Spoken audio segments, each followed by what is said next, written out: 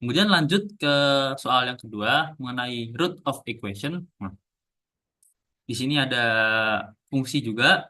Lalu kita coba masuk aja ke soalnya. Jelaskan konsep root of equation dan apa peranannya dalam menyelesaikan fungsi yang kompleks. Nanti akar atau root dari suatu fungsi fx adalah nilai x per r. Sedemikian sehingga f fr sama dengan nol. Jadi intinya kita mau mencari sebuah akar persamaan gitu. Jadi ya apa sih gitu. Nah, contoh sederhananya tuh f x sama dengan x pangkat 2 min 9 yang memiliki akar x sama dengan 3 atau dan x sama dengan min 3. Jadi kita mau mencari akar persamaan atau root nol gitu.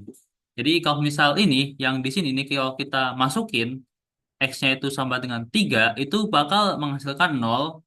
Begitu juga dengan min 3 akan menghasilkan nol juga. Jadi kita mau mencari angka yang istilahnya bisa mendekati nol atau gimana. Dan kalau soal fungsi yang peranannya dalam menyelesaikan fungsi yang kompleks, ini sebenarnya aku coba searching di Google sih. Jadi karena ya nggak ada di PT gitu. Jadi akar persamaan tuh penting untuk berbagai aplikasi ilmiah dan teknik. Ya contohnya dalam fisika akar persamaan tuh bisa memberikan gelombang tuh memberikan frekuensi resonansi. Terus dalam teknik akar persamaan tuh bisa jadikan sistem untuk memberikan informasi tentang stabilitas sistem. Akar juga sering digunakan dalam optimasi dan permodelan matematis untuk menemukan titik di mana suatu fungsi itu dapat mencapai nilai tertentu gitu. Ya. Intinya kalian coba searching-searching aja lah buat fungsi yang kompleks ini karena banyak banget gitu buat contoh fungsi kompleksnya gitu. Nah, metode apa saja sih yang bisa kita gunakan dalam menyelesaikan root of equation?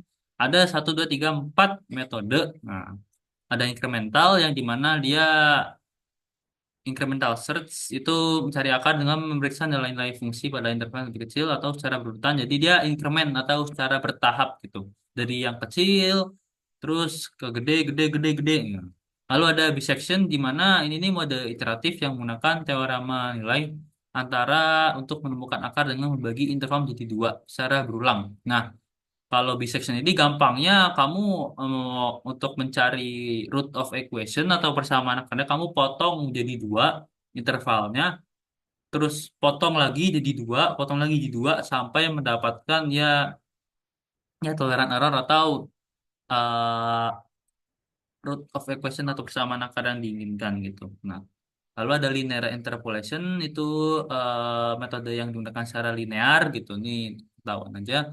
Lalu yang terakhir ada metode Newton-Raphson. Ini yang akan kita gunakan. Jadi metode iteratif yang menggunakan turunan pertama dari fungsi untuk memperbaiki estimasi akar atau ya toleran error gitu.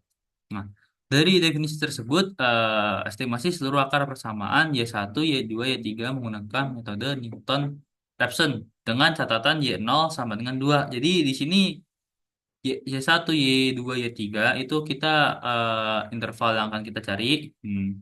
Kita dikasih start Y0 sama dengan 2 dan kita ada fungsi F Y Y min Y pangkat 3 min 2 Y min 5. Nah, kita akan menggunakan turunan pertama. Karena apa? Karena ada di dalam rumusnya. Si rumus rumus. Oh, sebentar. Nah, ini agak kecil sedikit. Nah, di sini aku lupa masukin buat si rumusnya. Jadi Newton-Raphson rumusnya itu XI plus satu ya, YN plus satu di sini sama dengan XI atau YN di sini karena di sini kita menggunakan Y, F X XI dan F aksen tahu turunan pertama dari F dah sama di sini. Nah, kita perlukan turunan pertama. Jadi dari fungsi yang ini kita turunin aja. Jadi turunan pertamanya jadi 3Y kuadrat min 2. Nah, baru kita mulai menghitung Newton Raphson-nya. Gimana? Kita start dari Y0. Nah, kita mulai dari Y1. Nah, Y1 tuh gimana ngitungnya? Y1 sama dengan Y0, YN. Kita secara bertahap gimana nih? Ini iterasi pertama. F Y0 F aksen Y0. Jadi si ini angka si nilai dari Y0 ini kita masukin ke dalam si fungsi ini, si kedua fungsi ini, si kedua fungsi ini. Kita masukin aja di sini karena fungsinya adalah ini dan Y0-nya adalah 2, jadi kita masukin aja. Kita hitung, dan kita mendapatkan hasil Y1 sama dengan 2,1. Nah, lalu untuk Y2 itu sama caranya dengan Y1. Bedanya di sini kita menggunakan nilai dari iterasi sebelumnya, yaitu yakni Y1. Hmm.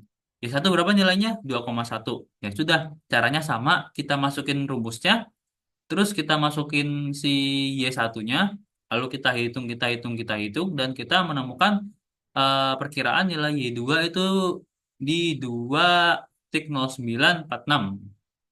Lalu kita lanjut ke iterasi ketiga di Y3. Nah, caranya sama, kita sama gunakan nilai dari iterasi sebelumnya, kita masukkan, kita hitung, dan kita mendapatkan estimasi nilai dari Y3 itu sebesar 2,0946. Itu ada berubah, tapi berubahnya cuma 0,000018. Itu sepersekian berapa angka doang. Berubahnya itu dikit doang. Makanya di sini kita menggunakan estimasi. Hmm. Nah, dengan selesai melakukan perhitungan Newton-Raphson, kita berhasil mendapatkan keseluruhan hasilnya, di mana Y1 berhasil kita dapatkan menjadi 2,1, Y2 kita dapatkan dengan estimasi 2,094 sama dengan Y3. Baru saja ada perbedaan sedikit, tapi perbedaannya tuh bener-bener cuma sedikit, kayak ya hampir 0, berapa, 0,000 berapa doang gitu bedanya. Angka di belakang sini tuh masih banyak, itu mungkin bisa diganti gitu. Makanya di sini kita menggunakan estimasi gitu. Nah, oke.